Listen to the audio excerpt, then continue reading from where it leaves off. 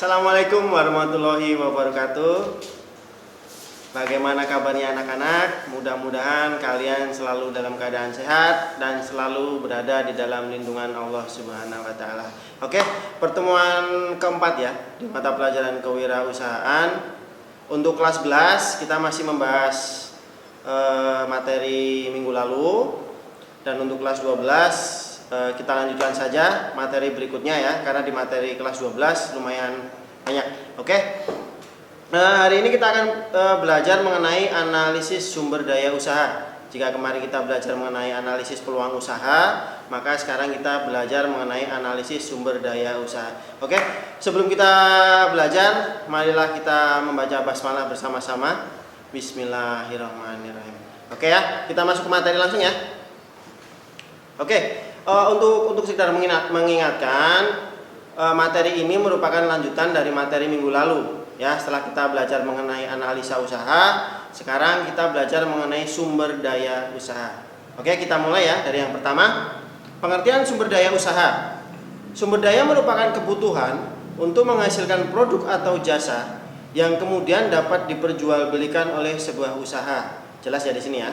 Menurut Zaki Fatoni, sumber daya usaha adalah sumber daya yang diperlukan untuk mewujudkan peluang usaha.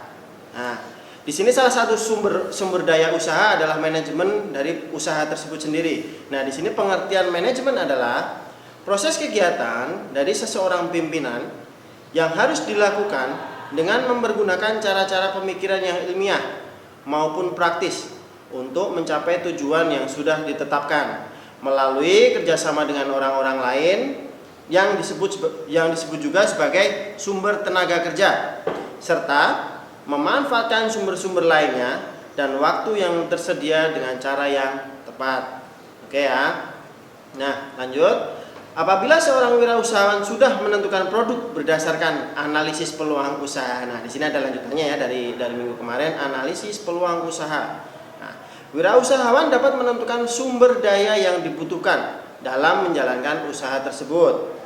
Dalam perencanaan proses produksi diperlukan pengelolaan yang baik untuk mencapai tujuan perusahaan. Nah, di sini tujuan perusahaan bisa kita ambil kesimpulan seperti ini. Suatu usaha pasti menginginkan feedback yang baik atau menginginkan sebuah keuntungan lah ya. Nah, jadi di sini sangat diperlukan untuk melihat peluang usaha dan tentu saja peluang usahanya dan juga sumber daya usahanya. Oke. Sumber daya yang dimiliki oleh perusahaan dapat dikategorikan atas 6 tipe sumber daya. Nah, di sini disebut juga 6M ya. Oke, kita bahas satu-satu ya. M yang pertama adalah man atau manusia. Nah, di sini pengertiannya manusia atau yang sering disebut dengan sumber daya manusia termasuk sumber daya otak. Di dalam manajemen unsur manusia merupakan yang paling utama. Nah, sebab semuanya berasal dari manusia tersebut. Manusia di dalam manajemen mencakup semua faktor yang mempengaruhi, mewarnai, dan melingkupi. Unsur manusia meliputi beberapa hal yang harus diperhatikan. Nah, di sini ada tiga jenis yang harus diperhatikan ya. Yang pertama adalah jumlah. Harus sesuai dengan formasi dan kebutuhan dalam usaha tersebut ya. Yang kedua, persyaratan. Nah, di sini sering disebut sumber daya manusia yang dilihat apa saja sih? Nah, di sini ada kemampuan, pendidikan, keterampilan, dan pengalaman. Nah, oke, yang terakhir komposisi. Nah, misalnya di sini adalah sebuah unsur kepemimpinan, unsur pelaksana, teknis, dan unsur administrasi. Oke. M yang kedua adalah money atau uang. Nah, uang adalah faktor yang amat penting, bahkan menentukan di dalam setiap proses pencapaian tujuan. Setiap program, setiap kegiatan ataupun proyek baik besar maupun kecil, semua itu dapat terlaksana tanpa adanya penyediaan uang atau biaya yang cukup. Nah, di sini uang sebagai faktor yang sangat penting ya anak-anak ya. Nah, yang ketiga, material atau materi. Nah, materi terdiri dari bahan setengah jadi atau raw material dan bahan jadi.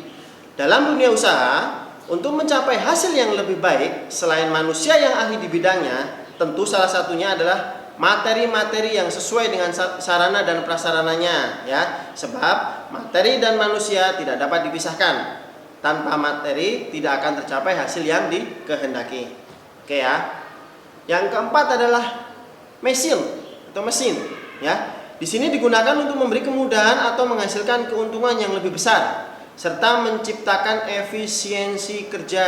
Nah, mesin digunakan untuk memberi kemudahan atau menghasilkan keuntungan yang lebih besar. Nah, di sini memang di era zaman seperti ini ya, penggunaan manusia itu sudah mulai digantikan oleh mesin, ya kan? Karena apa? Selain cepat, mereka juga biasanya lebih rapih dalam pembuatannya. Ya, yang kelima adalah metode. Nah, dalam pelaksanaan kerja diperlukan metode-metode kerja. Sesuatu tata cara kerja yang baik dan memperlancar jalannya pekerjaan. Sebuah metode dapat dinyatakan sebagai penetapan cara pelaksanaan kerja suatu tugas dengan memberikan berbagai pertimbangan-pertimbangan kepada sasaran, fasilitas yang tersedia, penggunaan waktu, uang, dan kegiatan usaha. Gitu ya.